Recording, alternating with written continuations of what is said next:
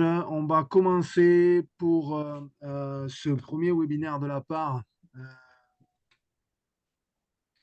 que j'ai l'honneur de vous présenter. Le titre du webinaire que doit être la formation et la pré-formation de demain dans les associations support des clubs professionnels. Avec quelle compétition pour le rugby durable de demain? Donc, comme ça vous a été présenté sur le mail qui vous a été envoyé, nous allons aborder plusieurs sujets avec trois intervenants experts qui vont se présenter tout à l'heure et vous verrez que bien évidemment, ils ont toutes les compétences et toute l'expérience pour s'exprimer sur les sujets que l'on va aborder. Le webinaire va se tenir en trois parties. Une première partie très rapide où les intervenants vont se présenter. Ils auront 60 secondes pour le faire. Ensuite, on va passer quatre thèmes bien précis que là aussi vous avez eu, on vous les a envoyés dans le mail qu'on vous a fait. Donc le premier sera un premier focus sur la génération Z, qui est la population qui sont les joueurs d'aujourd'hui, donc les personnes nées après 95. La deuxième partie sera les forces et les limites de notre outil de formation actuel, y compris la compétition. Et là, on va entendre nos experts sur ces sujets-là. Qu'est-ce qui est bien? Parce qu'il y a beaucoup de choses bien. Hein. On est plusieurs fois champion du monde ces dernières années, en moins de 20 ans, donc c'est très bien. On s'est formé, mais il y a aussi des limites qu'on abordera. Et ensuite, on viendra sur la place de l'humain dans la formation. Comment on l'aborde? Est-ce qu'on y donne assez de place ou pas assez? Comment ça se passe? Là aussi, ça se passe bien. Donc, il n'y a pas de raison que ça ne se passe pas. Et ensuite, on ira sur des choses un peu plus libres et on écoutera nos intervenants sur ben, qu'est-ce qu'ils voient pour demain, le rugby durable de demain, comment ça va se passer. Donc, il y aura quatre parties. On va discuter avec nos intervenants pendant 4 heures environ. Et comme Serge vous a expliqué, vous avez la possibilité dans le chat d'écrire, de poser des questions et à la fin de cette heure de discussion, on posera la question aux intervenants que vous souhaitez aborder. Alors là, on prendra 5 6 questions que l'on posera à nos intervenants pour aller gentiment vers la fin de ce webinaire qui devrait durer 1h30, peut-être un peu plus. Mais on essaiera de faire le tour et de brosser ce paysage-là sur la formation et sur la préformation d'aujourd'hui. Voilà pour le programme. Sans transition, je passe à la présentation. Donc, on va faire par ordre alphabétique. Hein. Donc, je vais m'adresser à Mickaël en premier. Voilà, Mickaël, 60 secondes pour te présenter ton parcours, ta vie, ton œuvre. Salut Wonder. Et à 60 secondes, je te coupe la chic de toute façon. Ça marche. Très bien, merci Yael pour l'invitation. Donc moi je suis Michael Campo, je suis en charge du pôle de préparation mentale et d'accompagnement des staffs de la Fédération française de rugby. Et par ailleurs, je suis chercheur, enseignant-chercheur dans le domaine de la psychologie du sport.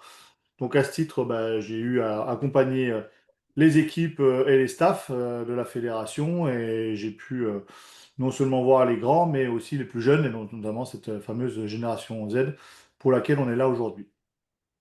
Combien d'années d'expérience, Mickaël? Oh, ça doit faire la 24e, je crois, 24-25 dans ce Ah, domaine.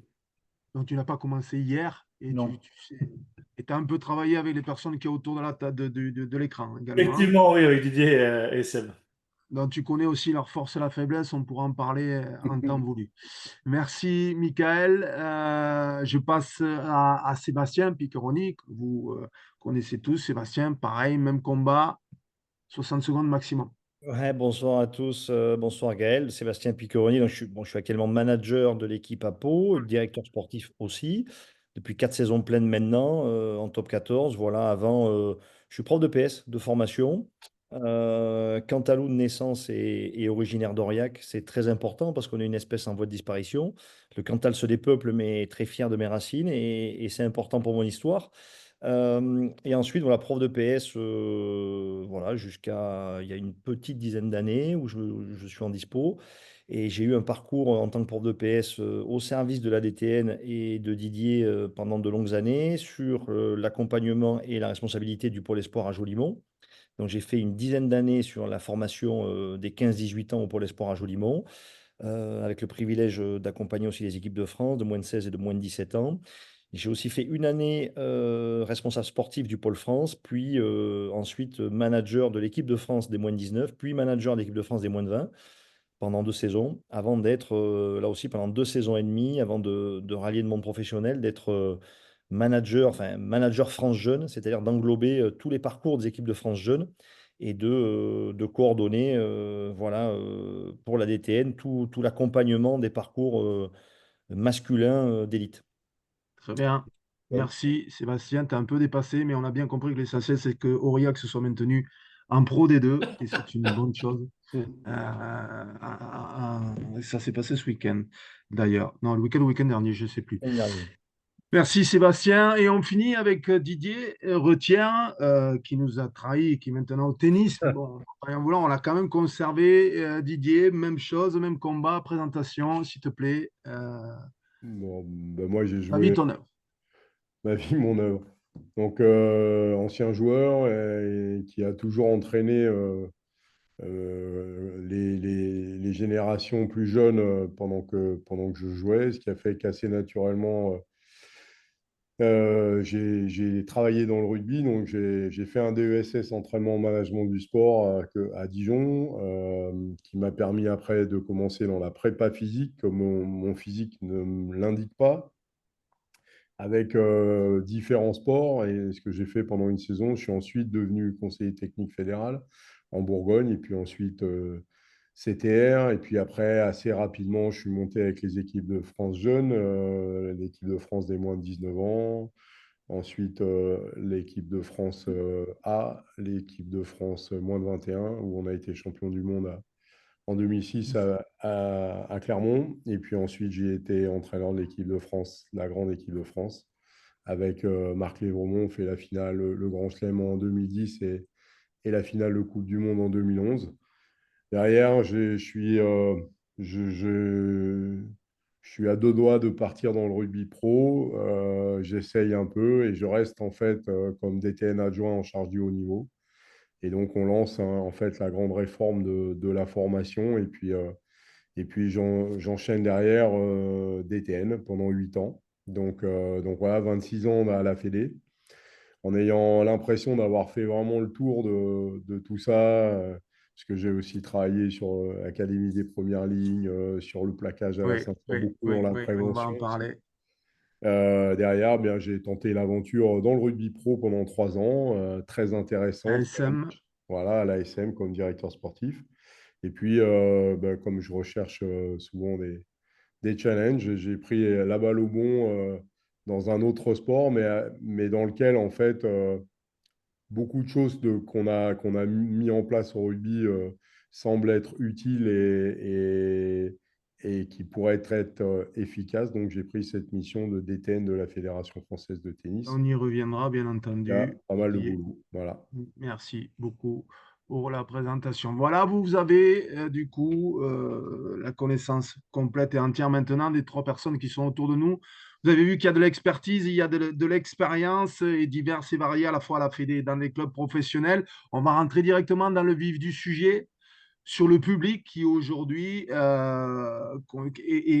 dans la grande génération, la génération Z. Ce sont les personnes qui sont nées après 95, donc globalement ce sont les moins de 30 ans qui jouent aujourd'hui, qui sont chez les jeunes, cadets, juniors, mais aussi seniors. Et donc la première question sur cette génération Z, je vais m'adresser à Didier, je vais te laisser la parole Didier. C'est on a une génération qui a des vraies spécificités sur le côté de la hiérarchie, sur le côté de l'information, sur le côté de l'immédiateté. Donc, comment toi, tu as vécu dans tes différentes expériences à la DTN notamment ces générations qui arrivaient à Marcoussis, qui étaient un peu nouvelles, et comment on les manage et quels ajustements on doit avoir par rapport à ces jeunes-là qui sont un peu différents de la génération précédente et de la nôtre notamment, qui sont autour de la salle. Enfin, si on avait à les décrire, je pense que globalement, c'est quand même des jeunes qui aiment le rugby et qui trouvent en fait beaucoup d'intérêt. Après, en effet, ils sont très différents déjà parce que c'est vraiment la génération smartphone et réseaux sociaux. Donc, ils sont tout le temps connectés. Et ça, c'est vraiment une des premières choses. Et je dirais que à tel point que parfois, la communication en fait, qu'on va avoir du club ou de l'équipe de France sur les réseaux sociaux, en premier, elle va en direction des membres de l'équipe. C'est-à-dire que c'est d'abord une communication interne. C'est-à-dire quelque part la sensation, le sentiment que les jeunes vont avoir de la façon dont on parle de leur équipe, ça va les toucher très fort. Et donc, c'est ça enfin, je trouve que ça, c'est un des trucs aussi qu'on a pris en conscience il n'y a pas si longtemps que ça. Mais c'est en fait que toutes les actions de communication en fait, du club ou des coachs sur les réseaux sociaux et qui vont en direction de l'extérieur, elles ont un impact majeur en fait en interne. Ça, c'est la première chose. Les individus propres. Ouais, sur les individus. Et aujourd'hui, je pense que Michael pourra en reparler, mais l'image en fait du groupe est hyper importante en fait par rapport à leur investissement. Et l'image, quand on parle, c'est vraiment l'image publique dans les réseaux sociaux, etc. Ça, c'est un des premiers trucs. Après, évidemment, on fait tous l'expérience. C'est-à-dire que si vous voulez les réunir, leur donner un planning de journée, vous pouvez afficher tout ce que vous voulez à l'entrée des vestiaires dans le bus où ils ne le lisent pas. Mais par contre, si vous mettez sur WhatsApp, ils sont tous présents. Donc voilà, ça aussi, on peut dire c'est bien, c'est pas bien, tout ce qu'on veut. Mais C'est c'est comme une ça. réalité avec laquelle il faut vivre. Autre chose, c'est que en fait, il n'accepte pas, en tout cas, l'autorité, parce qu'elle est imposée quelque part par une forme de hiérarchie, en fait, elle a du mal à être acceptée. C'est-à-dire qu'aujourd'hui, ce sont des jeunes qui ont besoin de donner du sens, qui ont besoin de comprendre pourquoi on fait les choses. Et donc, ça veut dire que derrière, ça a un impact majeur en termes de management, parce qu'en fait, il faut expliquer pourquoi on fait les choses. Et ça aussi, c'est pour moi essentiel. Ça ne veut pas dire qu'ils n'ont pas envie de s'investir, pas envie de s'engager, mais ils ont envie de comprendre pourquoi ils le font. Et puis la dernière chose que je dirais, c'est ils ont une vraie, alors comment dire, pas vision, une vraie volonté, une vraie demande de savoir quelle sera leur trajectoire, qu'est-ce qu'ils peuvent faire, qu'est-ce qu'ils peuvent atteindre, personnellement, individuellement. Besoin d'honnêteté, en fait. C'est C'est- ça que En tu dis. fait, ils ont besoin d'avoir une vision, c'est-à-dire qu'est-ce qu'ils peuvent faire, qu'est-ce qu'ils sont capables de faire. Et ça, ils sont très dans l'attente de ça. C'est-à-dire qu'aujourd'hui, voilà, de leur dire simplement on va gagner ou il faut que l'équipe gagne, voilà, ça suffit pas. Ça suffit plus. Ouais. Justement, merci Didier. Justement, Sébastien, toi, donc tu es double champion du monde avec la génération 98-2001. On est en plein dedans. Cette autorité imposée dont parle Didier, qu'ils ont des difficultés à avoir. Comment tu l'as vécu, toi, sur cette génération-là? Et tu as réussi. Moi, j'ai l'impression que ce sont des jeunes qui sont un peu individualistes. Donc, pour les faire adhérer dans un projet collectif, c'est comment qu'on s'y prend?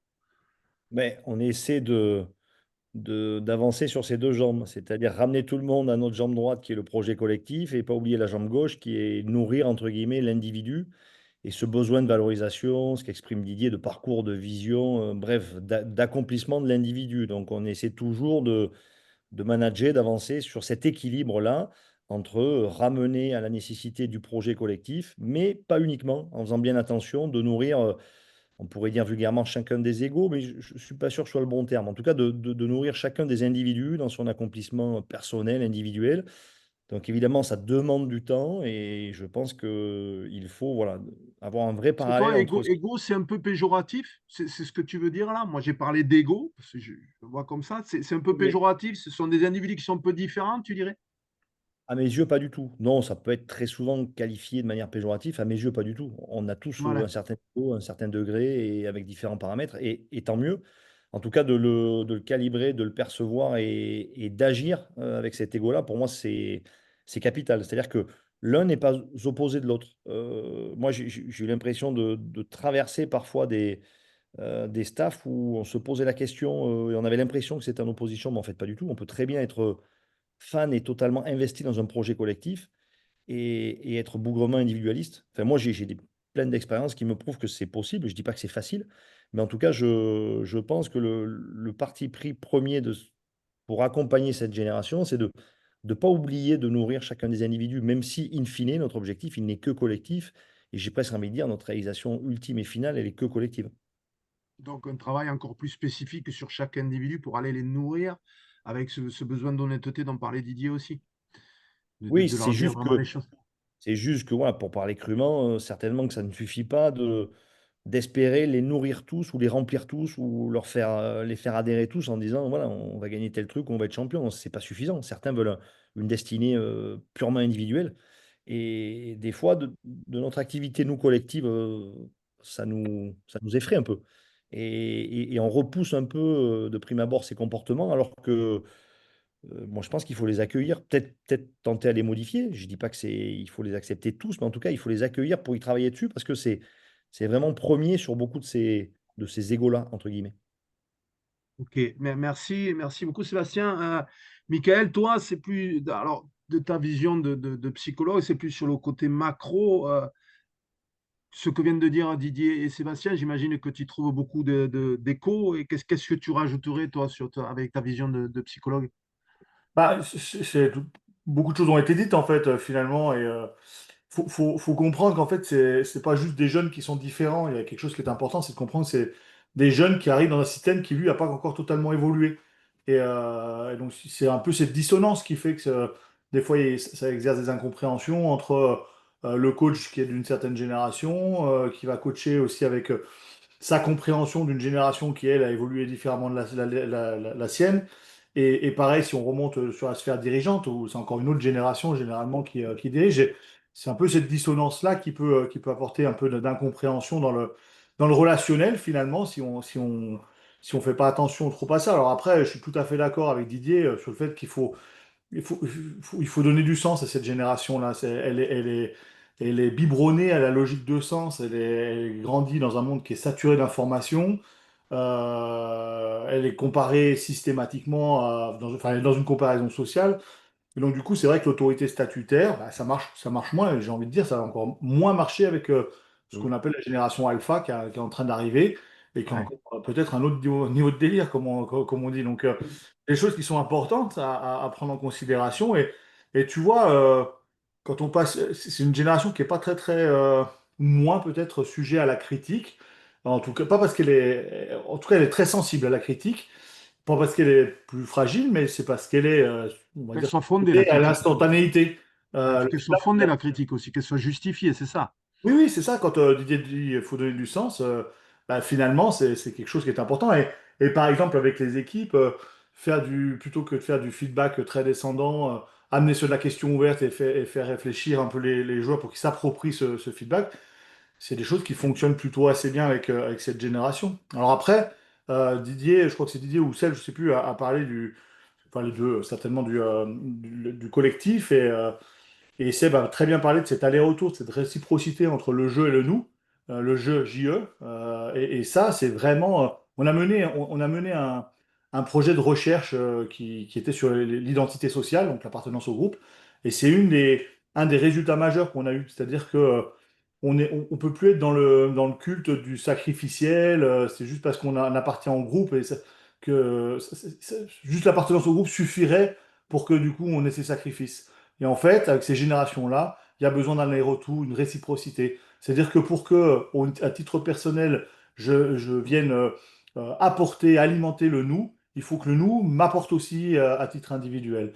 Et quand je parlais des fois de dissonance avec Ouais, de décalage. Tu parlais de ouais, décalage. le décalage des fois dans les générations entre ceux qui coachent et ceux qui les coachés, finalement, c'est qu'on a été nous tous biberonnés au fait de on appartient au groupe et on sacrifie tout pour ce groupe. Et on comprend pas pourquoi en fait finalement les jeunes ils fonctionnent pas comme ça et qu'il y a besoin un peu de jeu et que finalement le mot ego parfois est connoté péjorativement alors qu'en fait c'est ce que dit Seb, c'est juste qu'en fait il faut nourrir le jeu. C'est des choses qui sont importantes à prendre en considération. Puis là-dedans, il y a aussi bah, l'hyperconnectivité qui en fait partie. C'est une génération qui a acquis le numérique à l'adolescence notamment. Donc c'est des nouveaux usages. On commence, ils sont rentrés dedans à fond. C'est des générations de réseaux sociaux. Et ça veut dire qu'aussi il y a un certain impact. Je vais parler de la comparaison sociale, mais il y a aussi tout ce qui est fatigue cognitive par rapport à ça, qui est Ouais. pas déconnant aussi à prendre en considération parce qu'il suffit de vous passer une journée sur sur les réseaux à scroller, et on sait que ça amène une certaine fatigue mentale. Et il y a besoin en fait de temps un peu institué, non pas de déconnexion, mais d'une autre activité qui empêche finalement cette connexion et qui permet cette récupération finalement. Il est ramené sur le collectif, sur l'intérêt collectif ensuite. Bah, c'est pas forcément une histoire de collectif, c'est juste se dire, juste le fait de scroller tout le temps sur le portable, ça amène une fatigue cognitive. Ouais, ouais, Donc à ouais. partir de là, Vous êtes c'est moins difficile à se disponible à partir de là. concentrer, c'est moins disponible. Voilà, on peut dire ça comme ça. D'accord. Et puis ce qui va avec l'hyperconnectivité, c'est aussi tous les enjeux de santé mentale, avec la comparaison sociale, avec tout ce qu'il peut avoir comme critique qui se passe librement sur les réseaux sociaux. Ils le prennent plein La fer. violence, ouais, qu'il y a Et ils sur les sont réseaux pas sociaux. forcément armés, ils sont pas forcément armés pour faire face à ça. Donc, D'accord, c'est des caractéristiques qui sont types d'une génération qui a acquis finalement le numérique, contrairement à l'alpha qui est natif. tout à fait. Merci, Michael. Je crois que vous avez bien tous les trois brossé les grandes spécificités, on va dire, de la génération Z, hein, donc ce qui va me permettre, sans transition, de lancer le deuxième sujet, qui sont les forces et les limites de nos dispositifs de formation et préformation existants. On a évoqué la Gen Z. Aujourd'hui, comment, quand on forme l'élite, cette génération Z, comment on la forme dans notre écosystème, à la fois nos compétitions, à la fois les différentes. Toi, Sébastien, tu es passé de sélectionneur des moins de 20 à manager d'une équipe professionnelle. Toutes ces compétitions-là, comment ça se. Quelle force tu y vois? Parce que le système nous permet de produire des joueurs qui nous font devenir champions du monde, nous permet d'avoir des résultats chez les jeunes et après sur les compétitions professionnelles. Qu'est-ce que tu vois comme principale force et principale limite de ces systèmes de préformation et de formation? Écoute, si je devais isoler des forces, et d'abord, je veux absolument commencer par des forces, parce que comme tu as raison, on peut certainement faire mieux. Il faut aussi qu'on soit Mais fier on de ce fait qu'on bien arrive, déjà. nous, Français, à mettre Mais en on fait œuvre bien déjà. et ce qu'on arrive à faire. Non, moi, j'en vois essentiellement deux, alors qui paraîtront peut-être vagues, mais la première, c'est la culture, c'est la force de notre culture. C'est-à-dire que aujourd'hui, même moi, en traversant le monde professionnel, je suis par moments fasciné de la culture qu'on peut avoir, de familles entières dévouées au rugby, de la culture qu'on peut avoir dans nos stades, de la culture rugby qu'on est capable de générer, à la fois dans le respect, dans le partage, dans la solidarité, mais à la fois dans le goût de l'effort. Et je pense qu'on en parle trop peu ou qu'on n'est pas assez fier finalement de ce qu'on dégage comme culture intrinsèque. Pour avoir voyagé un petit peu, moi je suis hyper fier de notre culture du rugby français, de ce qui se véhicule dans nos clubs. Moi j'ai trois petites filles qui me suivent souvent dans les stades, ben, elles choisissent pas leur tribune, elles vont des fois dans une tribune adverse ou peu importe, et elles se sentent en sécurité. C'est presque un patrimoine. Donc, moi, pour moi, c'est une énorme force du rugby français. Alors, oui, on peut se plaindre par moment que nos écoles de rugby ne sont pas assez alimentées, on peut se plaindre de plein de choses, mais putain, soyons fiers de la culture, de nos racines et de la férocité de notre culture française, premièrement. Deuxièmement, une des forces, je pense, c'est les valeurs. Les valeurs pour moi, les valeurs sont portées que par des hommes ou par des femmes, c'est-à-dire qu'elles sont portées que par des gens. Et je trouve que les gens de notre rugby, même encore, ont vraiment des valeurs fortes. Et moi, pour avoir traversé la formation, le monde professionnel, avoir traversé pas mal de staff, pas mal d'environnements, franchement, j'ai très souvent croisé des gens de valeur, des gens d'honnêteté, des gens de loyauté, des gens d'engagement. Et je crois qu'aussi, c'est une force. C'est une force aujourd'hui. Notre rugby français rassemble des gens qui ont ces valeurs. Et putain, faisons tout pour les garder. Donc, si je devais t'isoler de force, je te dirais une culture sur laquelle il faut qu'on en soit fier, il faut qu'on la garde à tout prix, ça doit être notre patrimoine. Et je te dirais les valeurs des gens ben, qui sont avec nous. Et moi, en ce C'est sens, notre je suis force. heureux des derniers jeunes que je croise. Parce que franchement, les derniers jeunes que j'ai la chance de croiser, putain, je trouve ils ont des valeurs, quoi. Et ça me plaît beaucoup parce que je me dis qu'en termes d'héritage et de transmission, pour l'instant, je me trouve pas hors sol ou hors sujet, quoi. Ouais, Alors après, s'il fallait que je te donne des faiblesses ou des fragilités, ouais, euh, des limites, ouais. ouais, là aussi, ou des limites, moi je t'en isolerai deux. à l'échelle de la formation.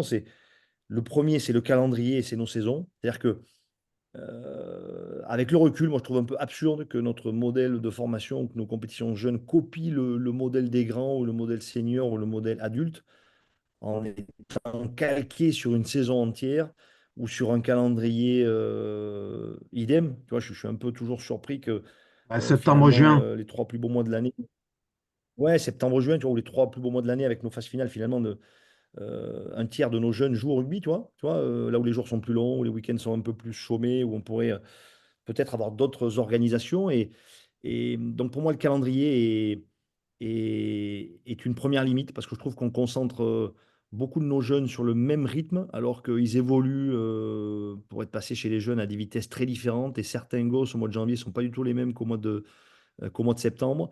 Et je pense que des fois, d'avoir le rythme sur une année, on augmente les chances soit de décrochage, soit de statut qui reste le même. Le statut Ouais. peut-être du petit qui n'y arrivera jamais et qui se le colmate toute l'année, alors que peut-être s'il avait vécu, j'ai envie de dire, 2 ou 3 cycles dans une saison, des cycles différents, en ayant appartenu à différentes équipes, en ayant joué différents modes de compétition, jusqu'à peut-être des compétitions différentes de par le nombre, hein, un peu de 7, un peu de 10, un peu de 15. Je suis un fervent défenseur de notre spécificité culturelle qui est le 15, mais je pense que les autres, pas disciplines, mais que les autres nombres de notre rugby, 5, 7, 10, nous aideraient à mieux Ouais. vendre notre 15. Ça, j'y crois fermement. Donc, ma première limite pour moi, c'est de copier-coller ce qui se fait chez les grands avec un modèle de saison. Ça, pour moi, c'est une première grosse limite. Alors, je ne dis pas de saucissonner en mensuel, mais en tout cas, on pourrait au moins avoir 2 ou 3 cycles sur l'année à l'échelle de la formation. Et pour moi, ce serait plus rythmé, plus vivant. On recyclerait mieux les profils, on éliminerait les statuts figés d'évidence à l'année et on entretiendrait une dynamique, qui donnerait Plus l'énergie forte.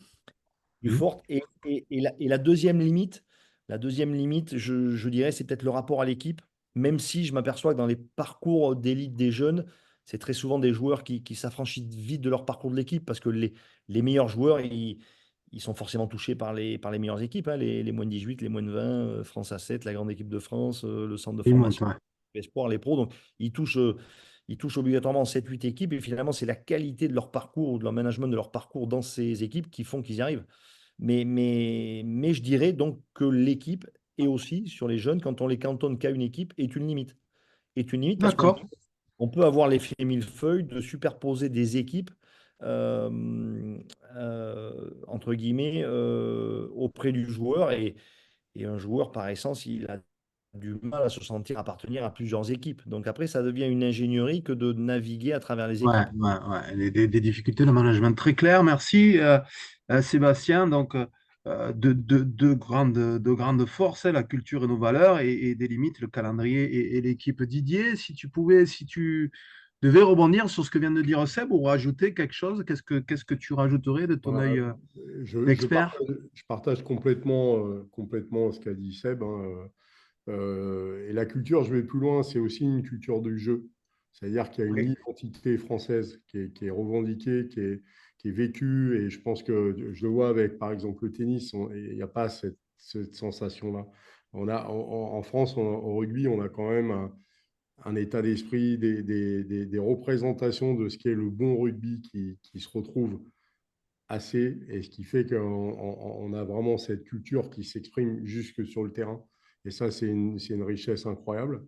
Je suis complètement d'accord. Après, je trouve aussi qu'on a su, et c'était pas gagné quand on a relancé un peu la machine sur l'information, mais on a su passer le cap de la quantité suffisante d'entraînement. Je trouve qu'aujourd'hui, dans hmm, toutes les équipes, partout, les joueurs s'entraînent, travaillent régulièrement, et que ça, aujourd'hui, on a des joueurs qui sont extrêmement bien préparés, qui arrivent partout, et ce n'est pas un hasard si on les retrouve forts techniquement, forts physiquement sur le terrain, et en plus maintenant aussi forts dans la tête. Et je trouve qu'on a su renverser beaucoup de choses, c'est-à-dire qu'aujourd'hui, on a quand même des performances de haut niveau qui sont répétées, et ce qui n'était pas le point fort des équipes de France. Donc ça, je trouve que c'est vraiment ce côté-là. Et ça se traduit par le fait qu'on a énormément de jeunes joueurs qui jouent aujourd'hui dans les environnements pro. Et ça, c'est vraiment la preuve de la grande qualité du travail qui est fait dans les clubs. Ouais, bien entraîné donc et fort dans la tête, ça va me permettre, Michael, de venir vers toi. J'ai Cette deux limites, évolution. par contre, si tu Pardon, oui, me suis. excuse-moi, c'est vrai, je te J'ai deux laisse dire les limites. limites, tu as le droit. Après, je laisserai la parole à Mickaël. La même Oui, chose que Seb sur les compétitions qui sont trop longues, qui sont trop centrées sur les résultats à court terme et qui font qu'à un moment donné, on perd de vue aussi la la formation formation long des terme. joueurs. Et pour moi, la plus importante, c'est qu'aujourd'hui, malheureusement, dans l'environnement des pros, on a des joueurs qui ne sont pas complètement formés, qui ont le talent pour jouer chez les pros, mais qui ont encore à progresser, qui ne progressent plus parce qu'ils se mettent à marcher à la vitesse des pros, qui sont en fait que dans la gestion en fait, Ouais, bien sûr, de ils dimanche en s'entraînent. dimanche et qui n'ont pas, quant à eux, parfois les temps de travail suffisants pour pouvoir développer, continuer à Ouais, progresser sur certains progresser, secteurs tout du à jeu. fait. Très bien, merci Didier. Je disais, Michael, Didier, justement, j'étais un peu passé vite sur le fait d'être fort et d'être fort dans la tête. Toi, de ton côté, sur ces dernières années, cette évolution, c'est vraiment une force, justement, cette évolution de l'aspect mental. Qu'est-ce que tu aurais quelques anecdotes à nous donner sur ça, sur l'évolution? Anecdote, je sais pas, mais en tout cas, ce qu'il y a de sûr, c'est qu'il y a une évolution de ces générations, et souvent on me dit c'est générationnel, et en fait c'est générationnel, mais mécaniquement, c'est parce que la formation elle a été meilleure en fait ces dernières générations. Donc on récupère des jeunes qui arrivent en équipe de France, qui sont mieux formés, et donc du coup plus compétents d'un point de vue émotionnel pour faire face aux exigences de l'enjeu de haut niveau.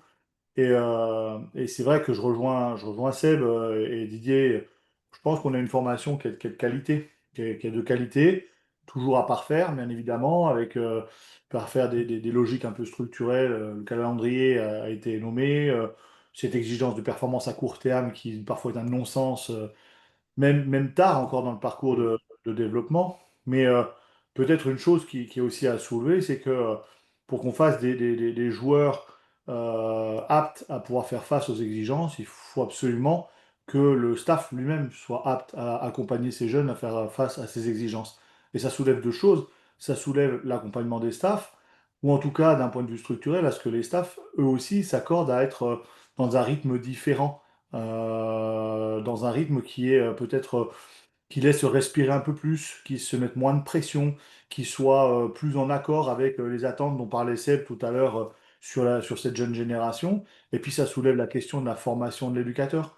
C'est-à-dire que pour qu'on ait des gamins qui soient épanouis, il faut qu'on soit capable d'activer les leviers reconnus dans cet épanouissement. Il faut qu'on soit capable de pouvoir détecter les signaux précoces d'un d'un épuisement émotionnel. On sait qu'on a des jeunes qui sont quand même vachement sollicités, quoi. C'est-à-dire que, on a ce projet de vie, finalement, on parle même plus du double projet, mais d'un projet de vie, avec bah, le côté scolaire, avec les ambitions professionnelles, avec l'appartenance à différentes équipes dont tu as parlé Seb, et qui est une vraie compétence aussi à avoir, à naviguer dans ces différentes normes collectives, avec ces différentes attentes selon les entraîneurs, selon les structures. C'est des vraies compétences à développer. Donc, il y a la formation du jeune, ça c'est une évidence qui est encore à pousser, encore beaucoup plus loin que ce que l'on fait, même si je pense que ce qui est fait est déjà plutôt intéressant. Il y a la formation de l'éducateur qui est fondamentale, l'éducateur et l'entraîneur, hein, je ne vais pas faire de différence entre les Oui, deux. bien sûr, bien sûr. Et puis, il y a cette capacité à revisiter le paradigme de ce qu'est être membre d'un staff quand on parle de la haute performance. Il y a des fois la pression que se mettent le staff eux-mêmes ressurgit finalement dans tout le système et dans tout le ressenti des jeunes. Et finalement, bah, fait par effet de ruissellement, ça impacte ces jeunes Ouais. générations. Et c'est comme ça aussi qu'on a ces conflits entre guillemets de valeurs où on a des jeunes qui ne comprennent pas pourquoi finalement vous apportez autant d'importance, vous mettez autant de pression alors que nous on la ressent pas. Il y a une espèce d'alignement qui doit se faire aussi. Ouais, ouais, ouais. Et donc, c'est quelque chose d'important. Et Sébastien, Didier, peut-être rebondir sur ça. Michael vient on a parlé de beaucoup de formation des joueurs, mais aussi de formation des éducateurs, des entraîneurs. Sébastien, tu me disais avant la visio que tu es obligé maintenant ton staff à partir à respirer justement pour être mieux après dans la façon dont ils managent les joueurs et la façon dont ils entraînent, c'est ça? Oui, En tout cas, les interactions joueur-joueur ou joueur-entraîneur ou entraîneur-joueur sont tellement fondamentales qu'il faut de la fraîcheur, il faut de l'ouverture, et il est évident qu'on est les premiers transmetteurs et les premiers responsables des comportements de nos jeunes. Donc, il faut d'abord se former nous, il faut d'abord être éveillé à tout ça. Après, pour reprendre les propos de Michael, je crois que une formation qui a conscience de ses limites et qui veut faire mieux, c'est accepter que le joueur n'est pas toujours au service de l'équipe et il faut que par moment, l'équipe soit au service du joueur. Et Tout à c'est fait. en ça où je trouve qu'on a une limite qu'on peut vite améliorer, je pense. Mais il faut accepter que, à mes yeux, qu'à certains moments, voilà, l'équipe ne soit qu'au service du joueur. Et c'est pas avoir peur de nourrir le joueur en priorité. Et je pense que dans notre rugby encore copier-coller des grands, on a encore un peu de mal sur notre formation. C'est la limite que je voulais exprimer. D'accord, très bien. Merci Sébastien. Merci à vous trois sur ce thème, hein. À moins que Didier, tu veuilles rajouter quelque chose. Sinon, je vais passer au thème suivant qui est très en ligne avec ce que vous venez de dire sur la place de l'humain dans notre formation. Tu as parlé, Michael, de projet de vie. On a parlé de sens tout à l'heure que l'on donne à notre formation. Et on a parlé aussi des spécificités de la Gen Z. Donc, tout ça fait que est-ce qu'il faut aujourd'hui, ou est-ce qu'il y a suffisamment, plutôt, je vais te le demander comme ça, Michael, de place faite à l'humain, au projet de vie, par rapport à tout ce qu'on dit? Tu as parlé tout à l'heure d'épuisement. Moi, j'avais entendu parler lors de l'enquête que j'avais faite pour la part également d'épuisement de burn-out de certains jeunes qui n'arrivaient plus à suivre ce qu'on leur demandait, tout ce qu'on leur demandait pour suivre les études, pour suivre, être parfois en équipe de France, être au club et mener de front tous les objectifs qu'on leur donnait. Qu'est-ce que tu nous dirais, toi, Michael, sur la place de l'humain pour aborder ce troisième sujet et pour lancer ce troisième sujet? Très Pardon. court au propos de Seb sur la deuxième question. Je crois qu'il faut avoir conscience quand même qu'on est dans un écosystème sportif qui place, je crois, l'humain quand même au cœur des préoccupations, malgré les enjeux de performance et parfois économiques. Je crois quand même que c'est pris en compte, ou j'aurais presque tendance à dire presque plus ou mieux que bien ailleurs. C'est Ça systémique, fait c'est partie. systémique quasiment pour toi. Euh, En tout cas, quand on observe ce qui se passe dans les clubs et quand on observe ce qui se passe. Alors, moi, j'ai maintenant plus la vision sur les fédérations, sur la fédération, mais quand même, on se pose quand même vachement la question de la place du potentiel humain, de l'accompagnement humain. Il y a les fédérations sont en train de bouger. Je parle des fédérations de sport co, par exemple, sont en train de bouger aussi sur cette thématique-là. Il y a un vrai enjeu, il y a une vraie prise de conscience.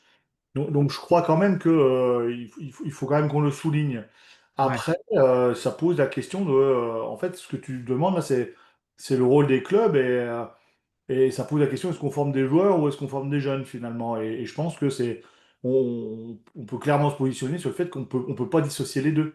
ouais. Euh, et que le club, il a un rôle éducatif qui est majeur dans la construction identitaire, dans la construction émotionnelle, dans la construction relationnelle. On est en train de faire une thèse à l'heure actuelle sur les gamins des écoles de rugby, pour que le rugby puisse être source d'épanouissement dans le sens de développement de compétences psychosociales chez les petits. Non pas pour en faire des jeunes qui vont être des joueurs pro. À ce niveau-là, on s'en fout complètement, c'est pas le but. Mais l'idée, c'est que le fait d'être passé par chez nous, chez nous, c'est donc du coup le rugby, ça va permettre à ces gamins de pouvoir grandir avec un peu plus armés Donne des dans la compétences. relation, de compétences psychosociales, très clairement. Et si on parle de performance, je crois que c'est toi qui en parlais aussi quand on a préparé un peu ce webinaire, ça ferait référence à ce que tu appelles la performance durable finalement. Ouais, Et donc, du coup, l'idée, c'est de décloisonner tous ces secteurs-là pour qu'en fait, on intègre cette dimension humaine au sein même de l'entraînement, au sein même des préoccupations de formation, et juste qu'on ait ce rôle d'aider à grandir finalement. Parce que le burn-out sportif, c'est pas nouveau, en fait. Les études, elles datent déjà des années 70 ou 80. Je parle juste en sport. ouais. On connaît en fait finalement ça. C'est juste que les sollicitations sont différentes. Tout à l'heure, je parlais de surcharge cognitive. C'est vrai que c'est plus compliqué quand déjà tu n'as plus l'espace parce que tu es déjà pris par les réseaux, les communications, l'hyperconnectivité. Tu as moins d'espace, bah, t'exploses un peu plus facilement finalement. Et puis si on n'est pas. Le burn-out, c'est aussi le manque d'épaule, c'est l'épuisement émotionnel, c'est le sentiment de ne pas se sentir compétent, c'est un manque de sentiment de compétence. Et puis, c'est un éloignement de la pratique, donc c'est-à-dire une espèce de forme de désengagement parce qu'il y a un manque d'épanouissement. Bah, si on ne fait pas attention à ça, bah, forcément, ça va amener à le burn-out. Et le burn-out ou cette surcharge, on l'appellera comme on veut, mais on comprend Oui, oui, oui. l'idée. Et donc, du coup, bah, ces espaces de plaisir, ces espaces d'épanouissement, un coaching qui amène à montrer que finalement, le jeune, il est capable, il est compétent, même s'il se vautre, eh ben, il y a quand même des choses positives à montrer. Être capable de pouvoir être dans la relation, satisfaire les besoins psychologiques de base qui sont l'autonomie, le sentiment de compétence, le sentiment d'affiliation.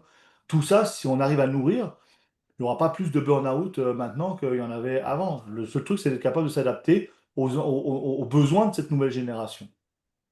Très bien, merci beaucoup, Michael. Justement, Sébastien, toi, en activité à la section, on parlait juste avant de commencer le webinaire, on est le 10 juin, vous avez commencé la saison l'année dernière, début juillet, je crois, 11 mois, toujours sur la brèche, justement, par rapport à tout ça, la notion de préparation humaine, entre guillemets, elle est primordiale aussi, j'imagine, en top 14.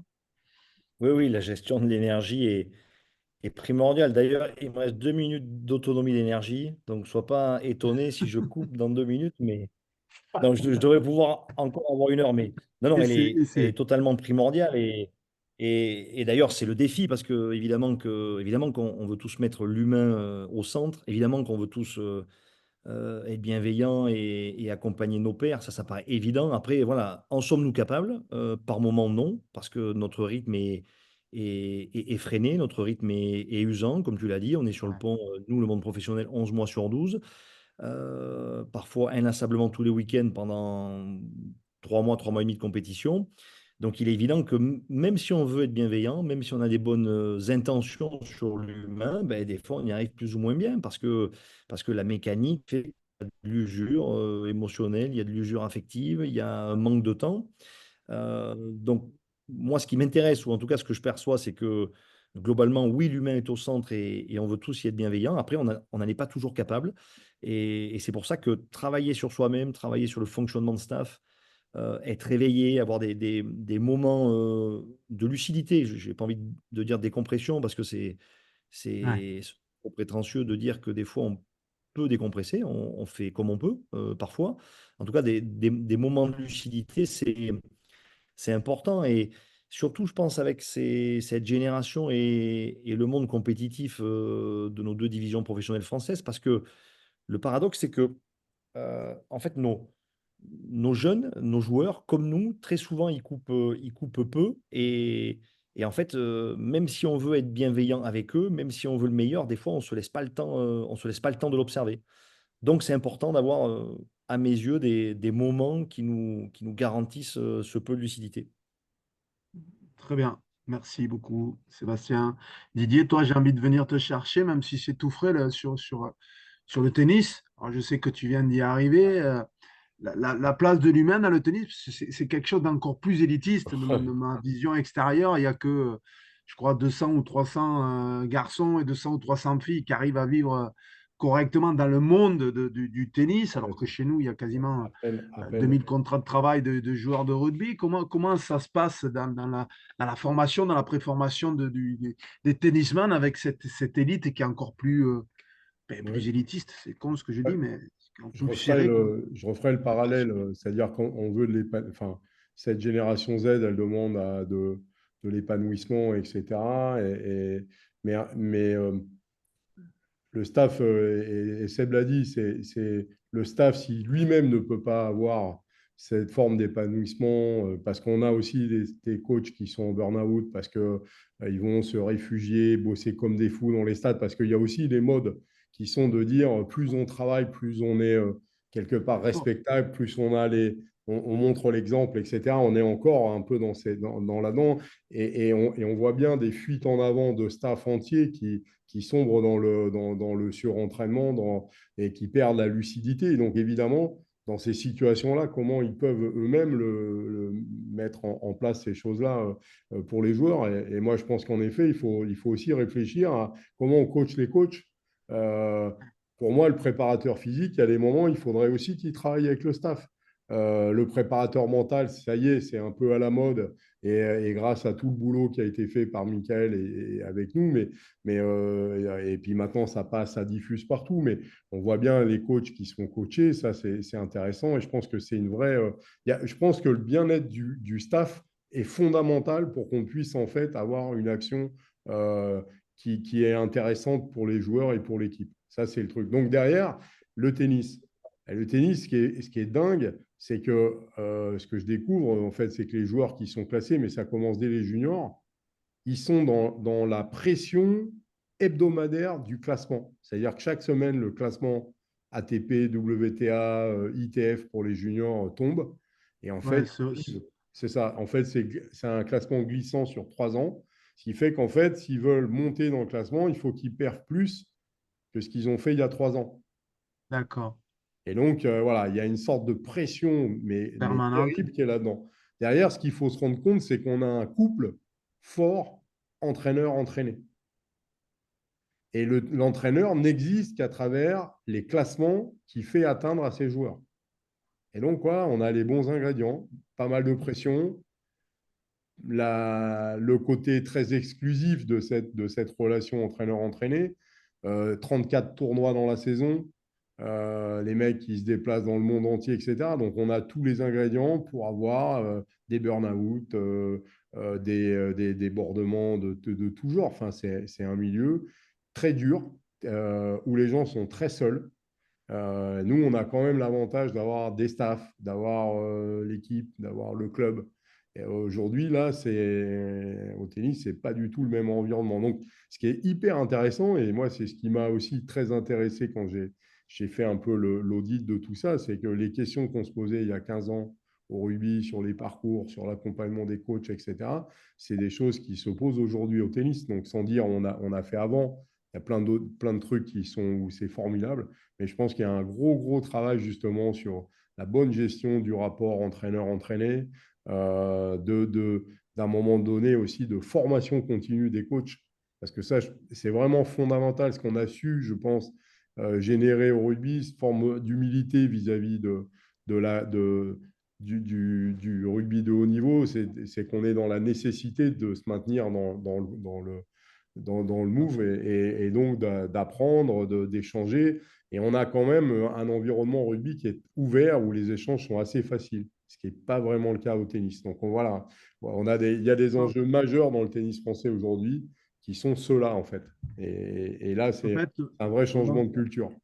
quelque part, j'ai envie de dire, si je résume de manière triviale, le rugby, des fois on se plaint, mais au tennis, c'est pas forcément mieux sur les rapports Non, je pense que entraîneur-entraîné, pour le coup, sur ces aspects-là, le rugby est plutôt en avance.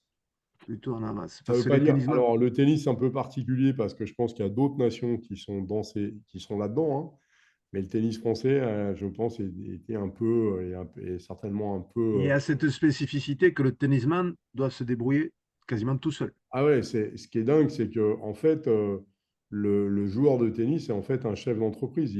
C'est lui qui gagne l'argent pour payer son entraîneur, son préparateur physique, etc. Il construit son staff. Donc, par contre, je peux vous assurer que moi, j'ai eu des discussions avec des joueuses de tennis, avec des joueurs de tennis. En termes de maturité, ils peuvent discuter avec tous nos rugbyman qui sont en centre de formation, etc. Ils sont à un monde d'avance, c'est-à-dire dans la capacité à s'assumer seuls.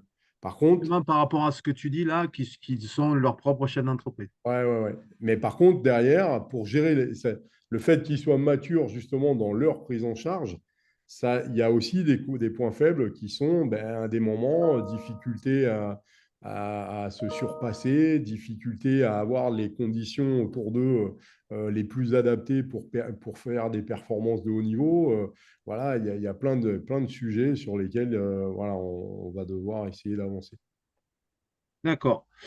Merci Didier sur ce sujet très important de la place de l'humain et de la façon dont on gère les joueurs. Je vais sans transition passer au quatrième sujet qui sont les perspectives pour un rugby plus durable et responsable et innovant. Là, j'ai envie de vous laisser quelque part une carte blanche. On a dit beaucoup de choses sur la Gen Z, sur l'entourage de nos joueurs, la préformation, les forces, les limites.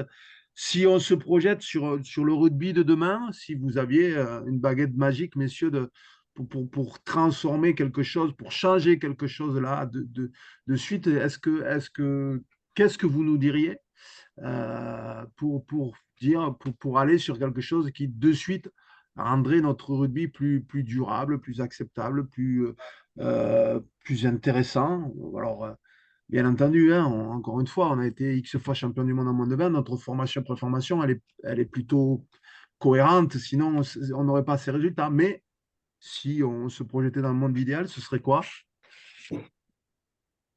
Ça dépend, tu prends le critère en disant notre formation est cohérente, on est plusieurs fois champion du monde, mais il faudrait mettre ça en face de statistiques de joueurs qui sont sortis du cadre, qui ont mal vécu la situation. Mhm. Enfin, tu vois, c'est encore une fois le prisme de la performance, ça peut pas être le seul prisme de la qualité d'une Du formation, résultat, tu veux dire. ou du résultat, pardon. Et moi, assez simplement, et j'ai toujours milité dans ce sens-là, et Didier.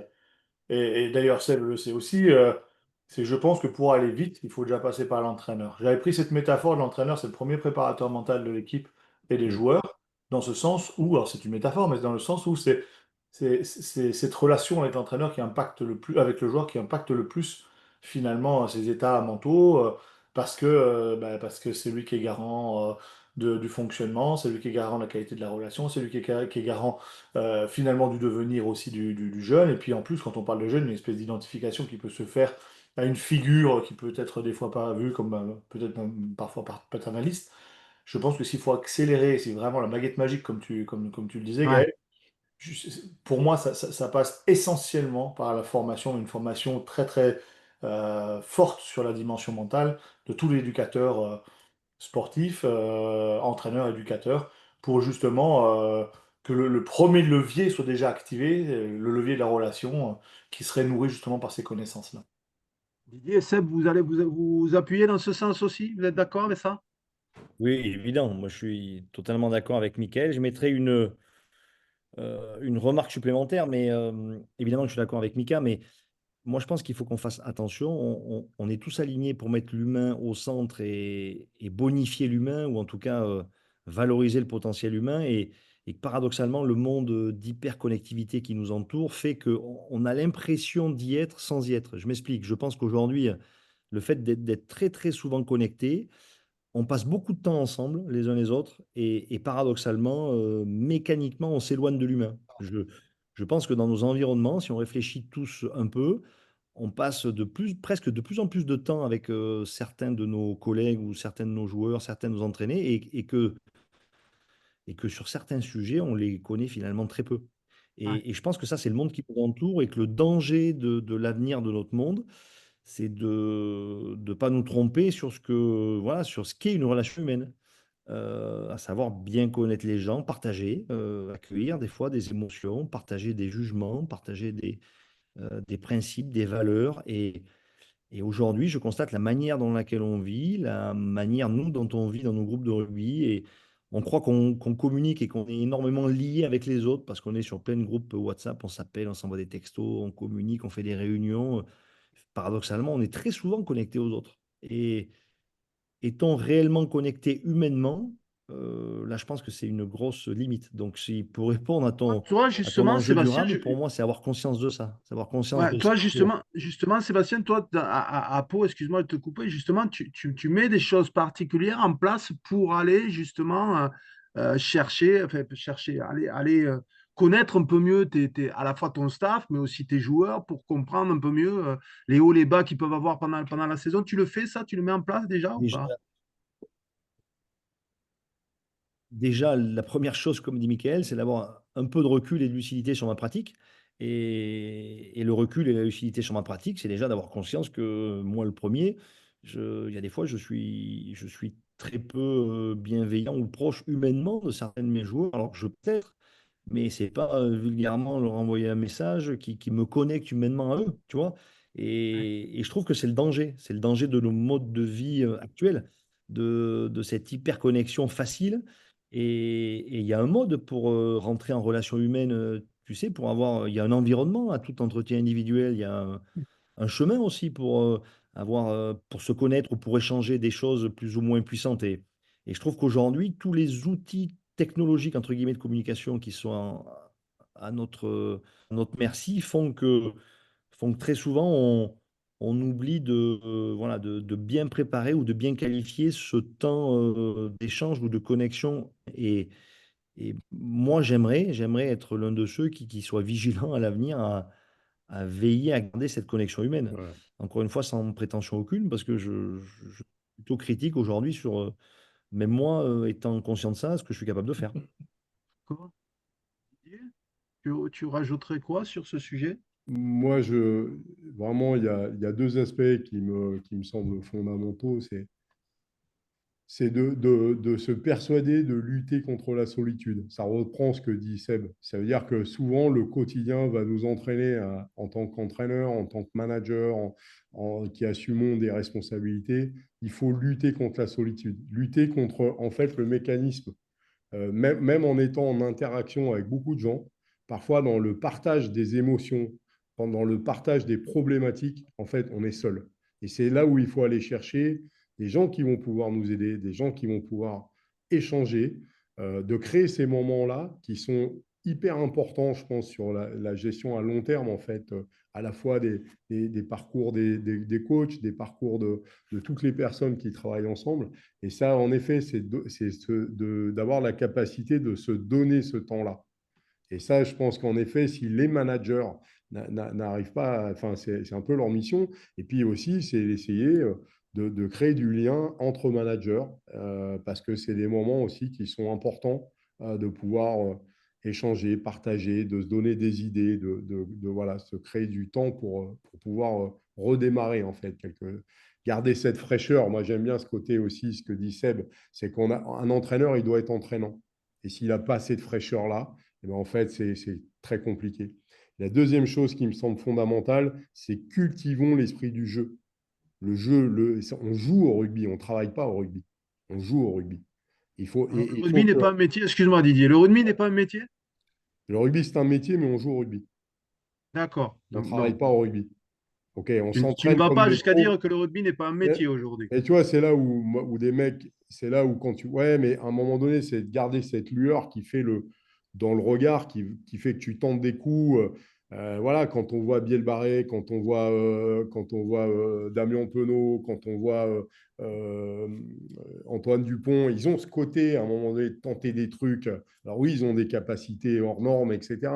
Mais de garder cet esprit du jeu parce qu'en fait, le rugby, et moi je suis contre le fait de dire, en fait, le score compte pas. Non, le score, il compte. Tous les gamins qui jouent et tous les jeunes qui jouent, ils jouent pour gagner.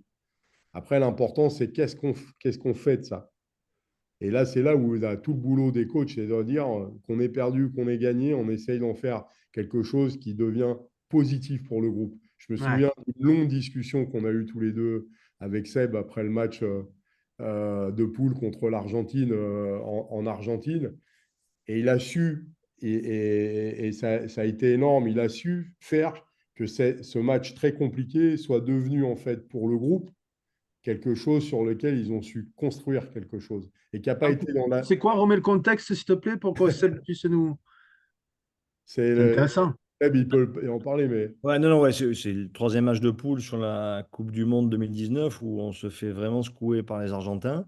Et on a deux doigts d'être éliminé du dernier carré. Puis par la victoire des Sudaf sur les Néo-Z, on bascule en demi-finale. Et là, tu as 5 jours, c'est vrai, pour préparer une demi-finale inespérée après avoir pris, au-delà d'une secouée, un carton rouge.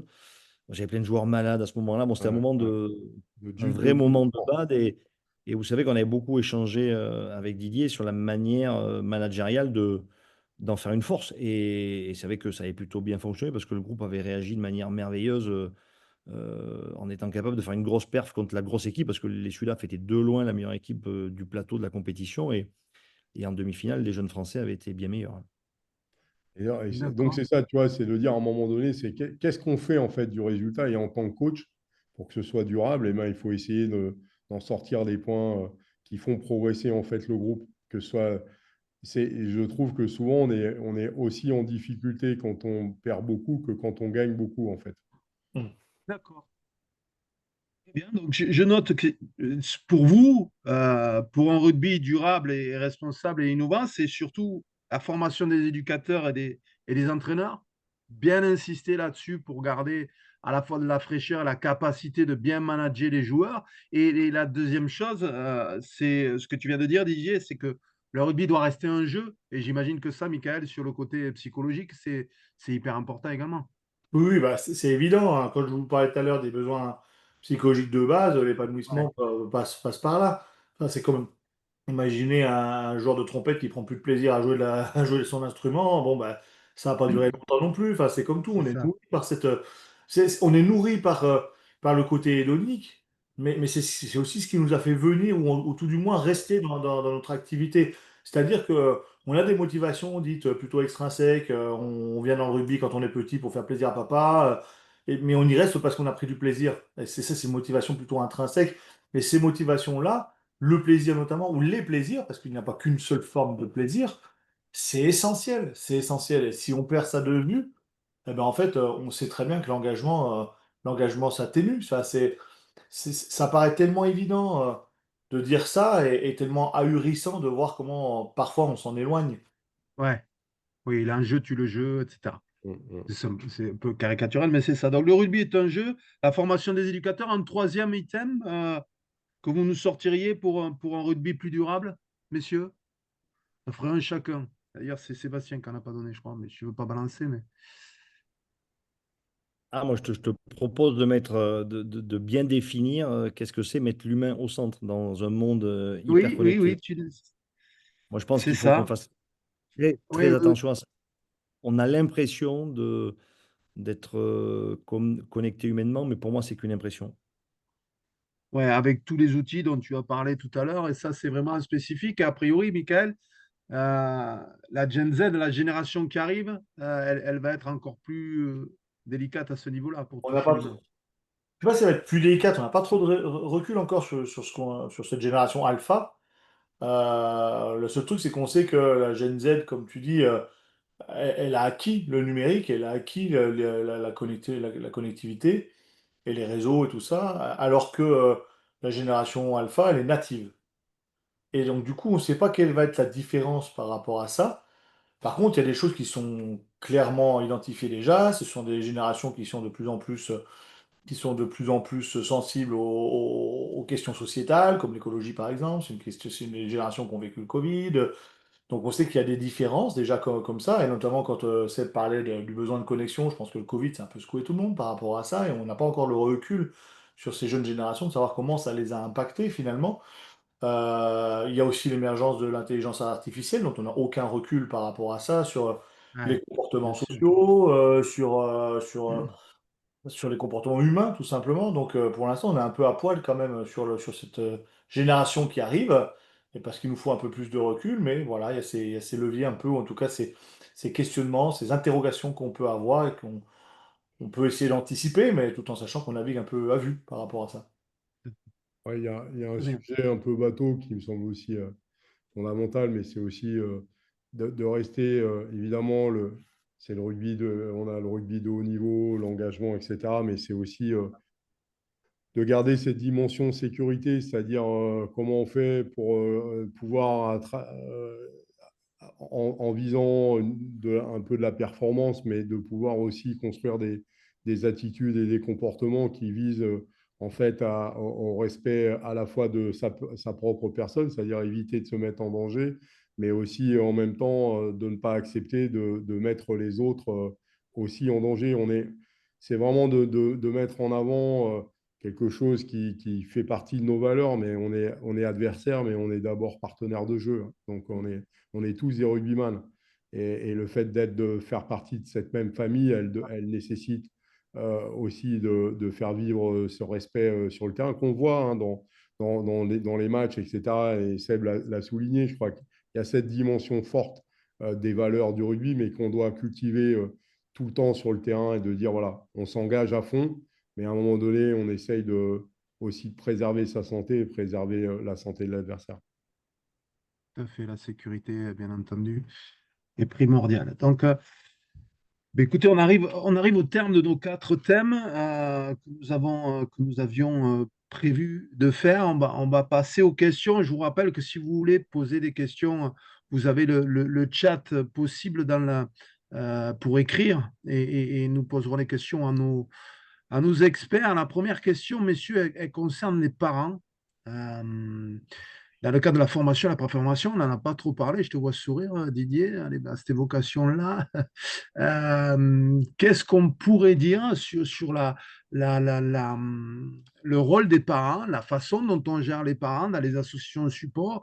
On sait que ils suivent beaucoup jusqu'à des catégories école de rugby. Qu'en cadet, ça commence à se déliter, mais il y a des parents qui sont très suiveurs. Comment ça se gère et quelle est l'importance de la gestion des parents dans l'évolution de la formation des gamins, selon vous? Bonne question. Ouais, c'est une bonne question parce que c'est la seule mission pour laquelle il n'y a pas de formation, je dirais. Comme on nous explique jamais comment être parent. Et donc, mais à côté de ça, ils ont un rôle fondamental dans la vie de nos jeunes joueurs et de nos jeunes joueuses. C'est-à-dire que c'est eux qui les baladent, même si nos écoles de rugby, nos équipes de jeunes, elles prennent souvent le bus. Mais ils les baladent, il les amène au match, il les amène à l'entraînement, il les console, il les soigne. Enfin voilà, ils sont incontournables en fait dans la vie du joueur. Et je crois que la première erreur, ça serait de penser on puisse fonctionner en fait sans qu'il y ait d'interaction avec les parents. Ça, c'est pour moi l'erreur fondamentale. Après, C'est les c'est mettre de côté, en gros. ouais, les mettre complètement de côté en disant, moi, ils ne nous parlent pas, on ne leur parle pas, et derrière, Ça, c'est une erreur, oui. Ça, c'est c'est une erreur pour moi, c'est une fondamentale. vraie erreur. Par contre, après, derrière, Pardon, Didier, de tout ouais, âge, de l'école de rugby jusqu'aux 18 ans, jusqu'à la majorité, c'est quoi ouais, votre... ouais, et après, ça va dépendre de certains parents. Voilà, je pense que ça fait aussi. On prend. Alors, il y a toute une théorie qu'on appelle l'individuation. Ça veut dire qu'en fait, on ne peut pas prendre une personne sans prendre en considération aussi son environnement. Et Ouais, on sait très bien que, par exemple, des gamins qui sont issus des quartiers ne fonctionnent pas pareil que les gens qui ont d'autres origines sociales. Et qu'à un moment donné, il faut aussi comprendre ces aspects-là. C'est-à-dire que les joueurs, ils sont tous pareils, mais aussi tous différents. Et bien sûr. qu'il faut vraiment le prendre en compte. Et donc, derrière, les parents sont voilà, Un des des éléments de facteurs, un l'écosystème. des éléments à prendre dans l'équation. Et on sait très bien qu'il par exemple, un gamin qui a des parents qui se séparent, eh ben, à un moment donné, ça va être compliqué pour lui d'être performant au rugby. Donc voilà, c'est des choses qu'il va falloir que le coach prenne en considération et essaye de traiter du mieux possible. Je crois que le truc, c'est de dire, est-ce que le tennis l'a fait pour le coup, et je trouve ça plutôt intéressant. Ils ont fait des modes d'emploi un peu, sorte de manuel de ce que c'est d'être parent de joueurs et de joueuses. Et je pense que ça, c'est intéressant parce que quelque part, c'est leur donner un certain cadre dans lequel ils vont pouvoir quelque part accompagner leur fils ou leur fille. Et ça, je pense que c'est vraiment hyper important. Voilà, avec ce qu'ils peuvent faire et ce qu'ils ne peuvent pas faire. Mais ça, c'est bien de le mettre sur la table avant qu'il y ait des soucis. Bon, Sébastien, Michael, je Ah, sais pas j'ai trouvé. Non, non, mais Didier, c'est très clair. C'est très clair ce qu'a répondu Didier. Voilà, ma seule remarque, c'est que Didier, tu parles que des jeunes, mais les parents et la famille chez les joueurs pros et chez les grands, c'est exactement pareil. Et ça ouais, fait totalement partie de l'environnement. Alors, des Avec fois, plus. c'est encore les parents, des fois, c'est pas les parents, c'est la compagne, ça peut être les enfants, c'est l'environnement proche. Mais en tout cas, il est évident qu'on ne peut pas isoler, on ne peut pas isoler un joueur ou une joueuse de son environnement proche. Et non, non, ça c'est évident. Michael, tu voulais rajouter quelque chose Ouais, peut-être? ouais, je disais que c'est avec des logiques aussi qui peuvent évoluer de l'environnement proche. On le voit au foot, notamment, où du parent qui accompagne le gamin quand il est chez les petits, ça devient le parent qui vit par procuration ou qui vit grâce Ouais, au contrat des joueurs. Et donc, du coup, la relation elle est un peu biaisée ou en tout cas différente. Donc, il y a des fois des logiques qui sont un peu différentes. Et ce qu'il y a de sûr, c'est qu'il faut intégrer. En tout cas, ce que disait Didier, plus tu t'en sépares et moins tu peux avoir ouais, dessus. contrôle ou maîtrise en tout cas sur l'environnement. En tout cas, moins tu peux les accompagner. Si plus tu les intègres dans le club, dans l'entité, dans l'identité collective, et plus on peut espérer que les parents aussi se norment aux attendus de ce que l'on peut mettre en place et qu'on puisse avoir des temps pour leur faire comprendre leur rôle. Et ce que je rejoins Seb hein, par rapport à ça, on parle des petits, mais c'est des choses qu'on a fait pour les. Didier y a participé, hein, c'est des choses qu'on a, on a fait pour les Jeux Olympiques, pour la préparation des Jeux Olympiques. D'accord. Donc, l'environnement, toi, dans le modèle de performance qu'on avait fait à l'époque, on avait juste mis ça un peu en dehors du modèle de performance. Et là, on est en train de retravailler dessus et on l'inclut comme un des acteurs de la performance. Donc, les parents il faut les intégrer, quoi. Voilà, Oui, vous êtes tout de tous suite, d'accord avec ça. tout de Mais suite hyper j'aime bien plus que les parents ce que disait Seb, c'est en effet, L'environnement. c'est l'environnement, l'entourage du joueur, qui est sa Les femme, ses parents au sens enfants, large. ses parents, voilà, c'est ça, Parentalité au sa sens. famille. Très bien, merci beaucoup. J'ai une autre question Vous connaissez la statistique que dans les associations de support des clubs professionnels, seulement 6% des licenciés vont accéder au milieu professionnel. Il y a une question sur les 94% qui restent. Comment on fait pour continuer à les intéresser, à faire en sorte qu'il n'y ait pas une perte de licenciés, que ces gens-là, notamment dans les catégories espoirs, il y en a beaucoup qui ne passeront pas. Comment on continue à les garder, à les conserver dans le milieu et en tant que licenciés notamment, et notamment pour ne pas les perdre aussi, parce que c'est une vraie problématique de la fédération, que bien souvent les jeunes crabos qui arrêtent dans les associations de support, ils ne vont plus dans les autres clubs, ils arrêtent plutôt le rugby ou les espoirs aussi. Et comment on peut essayer de lutter contre ça? Ouais. Mais Moi, ça me rappelle j'avais fait une intervention justement avec des parents à l'ASM. Parce qu'en début de saison, ils rêvent tous, hein, évidemment, d'avoir leur fils qui puisse un jour avoir un contrat pro. Voilà, c'est du vrai sport de haut niveau. Et le sport de haut niveau, évidemment, il va s'adresser à des gens qui sont un peu hors normes. Donc voilà, il faut l'assumer, ça. Mais ce que je disais, c'est qu'on ne peut pas s'engager en fait à faire que les enfants deviennent des joueurs professionnels. Par contre, on peut s'engager dans le fait que grâce au rugby, les gamins, ils réussiront mieux leur vie. Mm. C'est-à-dire pour moi, et je disais, le rugby, pour moi, c'est dans la vie, si j'avais à résumer, c'est que tu n'es jamais tout seul pour déménager, qu'à un moment donné, dans n'importe quelle ville du monde, tu vas trouver des copains. Et tu n'as qu'à aller dans le stade de la ville du coin et tu trouveras un mec qui mangera avec toi le soir ou qui proposera de dormir chez lui si tu es dans la merde. Et ça, c'est une réalité. Et je crois que ces valeurs-là, elles existent. Elles sont pas du tout. Enfin, voilà, on l'a chacun, nous, je pense, vécu à notre niveau, personnellement. Et je crois que c'est ça, c'est dire aussi, ça va permettre certainement de trouver un job. Ça va permettre peut-être de faire des études parce que à un moment donné, on va trouver quelqu'un qui va nous aider, qui va nous accompagner. Et je pense que ça, c'est le message. C'est-à-dire, en fait, le fait d'être joueur de rugby et d'être engagé dans la performance de l'équipe, etc. Parce que, je veux dire, tous les gars, ils essaient de faire gagner leur équipe, quel que soit le niveau. Et je trouve que c'est ça qui est magique, en fait. Et oui, dedans, il y en a quelques-uns, une infime minorité qui sera joueuse de rugby professionnel de haut niveau. Mais moi, je trouve que vraiment, cette grande force qu'on a, on ne demande jamais à quel niveau on a joué en fait au rugby. On dit juste on est joueur de rugby.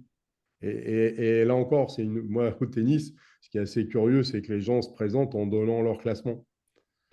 Et au rugby, ça n'existe pas. Donc, c'est vraiment une grande force, je trouve. Voilà. Et ça rejoint justement ce que disait Sébastien au départ, les forces, la culture et les valeurs, quoi. Ouais, Mm. ouais, vraiment. Qui Et sont, ça, il faut qu'on en fasse aussi la promotion. Là, pour rebondir là, sur ce que dit Didier, ça fait référence à ce qu'il a dit aussi avant, c'est que si ces gamins-là qui n'ont pas eu leur rêve parce qu'ils ont bloqué à un certain moment, arrêtent le rugby, c'est qu'on s'est planté sur l'accompagnement et sur les motivations développées. C'est-à-dire ouais, on a permis le développement de motivations qui sont extrinsèques, c'est-à-dire la réussite et non pas le plaisir, la connexion avec l'autre, l'épanouissement que je peux trouver, c'est qu'on s'est planté dans l'encadrement. C'est-à-dire que normalement, un gamin qui réussit pas à passer le cap, il est déçu, ça c'est tout à fait humain, mais à un moment donné, il y reste parce il trouve son compte ailleurs. Et moi, ça me fait penser à une anecdote que j'avais eue quand j'entraînais. On avait fait une finale Réchelle à l'époque, les moins de 21 ans. Et on avait demandé aux joueurs pros d'écrire un mot à chaque joueur Réchelle du même poste que lui.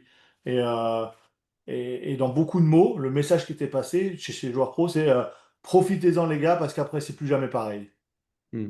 Et là, j'ai trouvé ça très fort et en même temps très alarmant, parce que je me suis dit, ça Merde. quand même quand ça commence à devenir sérieux, et on sait que c'est un des principes d'abandon aussi, c'est quand ça commence à devenir trop sérieux, on y perd le plaisir, et alors que le sérieux ne devrait pas empêcher le plaisir. Et c'est juste que il faut pas l'oublier, ce jeu dont parlait Didier, il faut pas l'oublier, et ça revient encore une fois à qu'est-ce qu'on est capable de pouvoir transmettre en termes de valeur, ce que disait Seb, en termes de jeu, en termes de plaisir.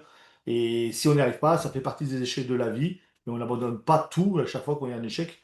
Sinon, on resterait seul face à nos écrans, comme disait ça tout Il à faut l'heure. accentuer cette capacité à faire rêver et pour éviter que le rugby ne soit plus accessible qu'à une certaine élite. Donc, rester sur ce plaisir-là, c'est ce que vous disiez, messieurs, depuis le début. Justement, Et J'ai Gaël, euh, regardé le Gaël, reportage sur Alcaraz, par exemple, au tennis.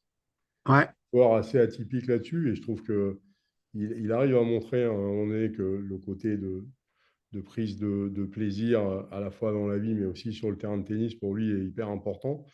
Voilà, je pense que le jeu, il est pas antagoniste du professionnalisme. Oui, bien sûr. Et C'est je crois que c'est ça qu'il faut qu'on arrive. De jouer, c'est aussi sérieux, quoi, quelque part. ouais, en fait, j'ai une autre question justement sur Gaël, la culture. Gaël, juste, Oui, pardon, Seb. excuse-moi de t'interrompre, mais sur des choses concrètes, il faut aussi qu'on évalue la qualité et la richesse de notre formation, non pas uniquement au titre de champion du monde, mais au taux de déperdition que tu viens de dire. Et ça, il faut à un moment donné l'assumer et le prendre en plein visage. Ouais, Et moi, je serais très partisan de dire qu'on est tous responsables de ce taux de déperdition, parce qu'on devrait être tous les responsables de donner cet amour du jeu et cette culture du jeu uniquement. Après, si certains en vivent et en font leur métier, tant mieux. Mais c'est de notre responsabilité, donc il faudrait aussi que ça fasse partie de nos critères d'évaluation, je pense. tout à fait. Dans nos Justement, formations, on parlait de fidélisation, hein. Quand on s'est formé entraîneur, on parlait de fidélisation du joueur. ouais, On ouais. regardait ça dans les joueurs dans nos écoles ou dans nos clubs. On parlait bien de fidélisation, donc c'est bien que ce process, il est quand même au cœur de nos pensées. Mm, mm. J'ai une question justement, messieurs, sur les éducateurs qui sont un peu trop élitistes et un peu trop bloqués sur le résultat. Qu'est-ce que vous diriez aux personnes qui nous écoutent sur ce sujet-là? Comment on fait la promotion d'un rugby qui désacralise le résultat, qui reste sur... comment ça peut s'organiser? Comment ça peut se faire, selon vous? Ben, Euh, théoriquement, en basculant sur voilà, sur une ambition de former au dépassement de soi, former des hommes, enfin des jeunes sur des valeurs fortes, d'état d'esprit, de dépassement de soi, de culture, de faire des efforts ensemble et se décentrer du résultat. Après, c'est facile à dire, mais pour moi, ça devrait être une nécessité absolue, voilà, que les directions sportives de clubs veille d'abord à développer des valeurs d'état d'esprit, des valeurs de dépassement de soi, des valeurs de Plaisir. solidarité et ne compare pas uniquement leurs réussites ou leurs échecs au regard de résultats sportifs parce qu'il peut y avoir un ou deux dominants physiques ou techniques dans certaines équipes et des fois l'unique valeur du résultat n'est pas un symbole de bonne évaluation. Maintenant, je suis pour qu'il y ait des scores chez les jeunes, parce que, comme dit Didier, quand on rentre sur un terrain, on joue pour gagner. Et tous les jeunes, et ça fait partie du développement de ces valeurs-là, que de vouloir gagner, mais c'est juste en le mettant à la bonne hauteur. Ouais.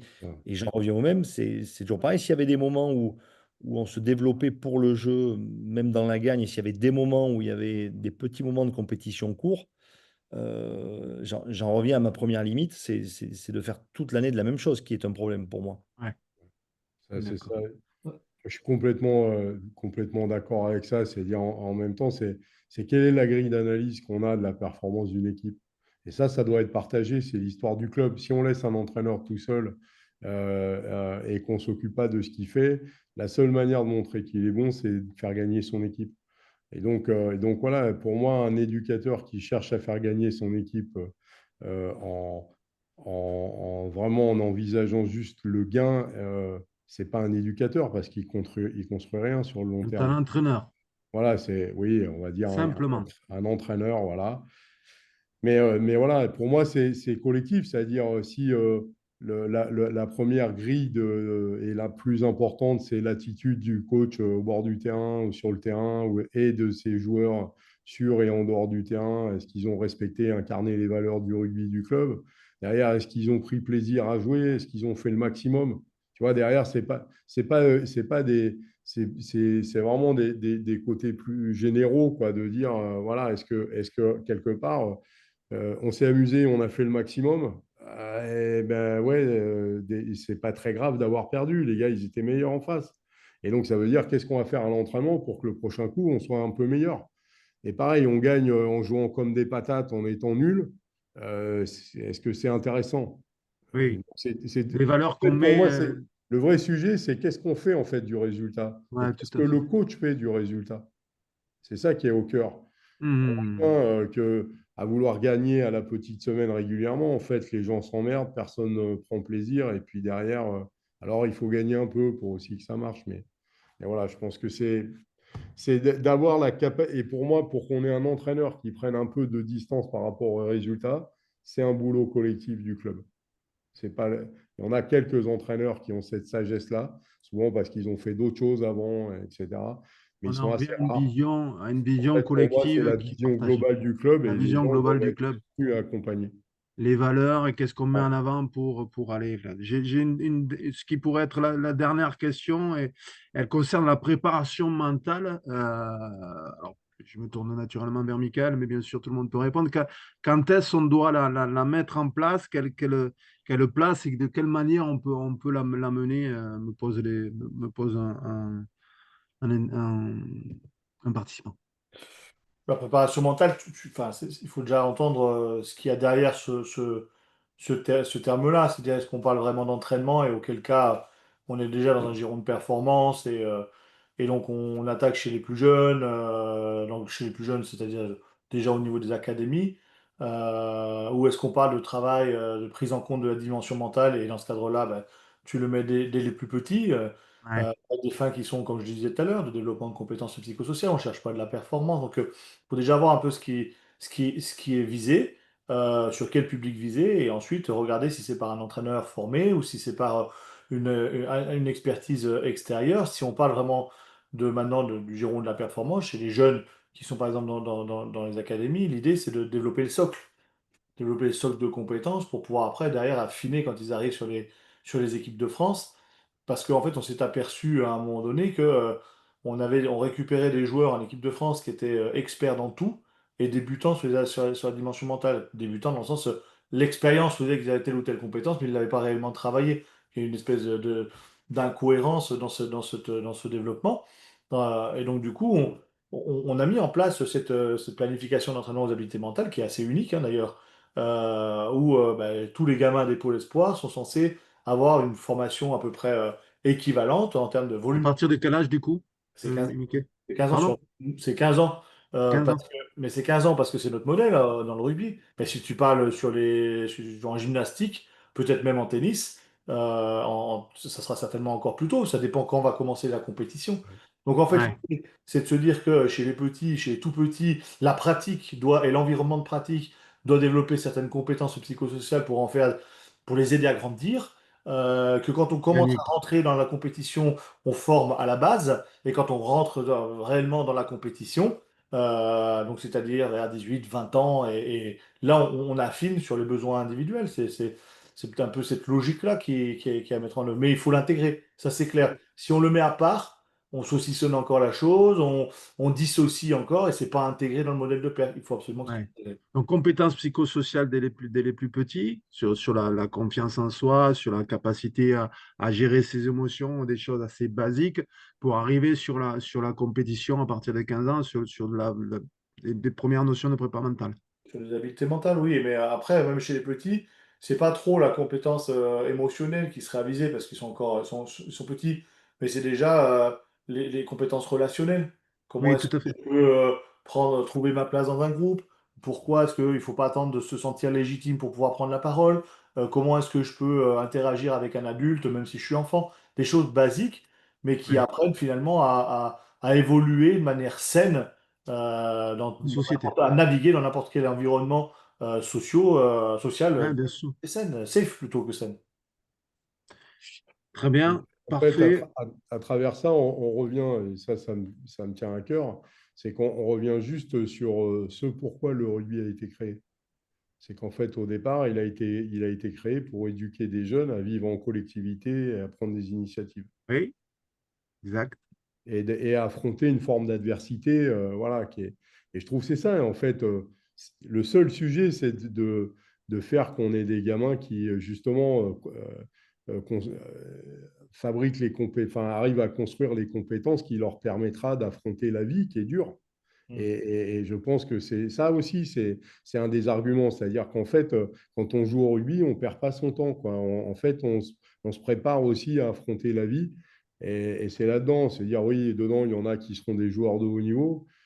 Mais voilà, au départ, et moi, j'aime ça, ce côté-là, c'est que les gens, quand ils viennent nous voir en nous disant, moi aussi, j'ai joué au rugby, tu vois, il y a ce côté de valeurs partagées, de reconnaissance, Paternité.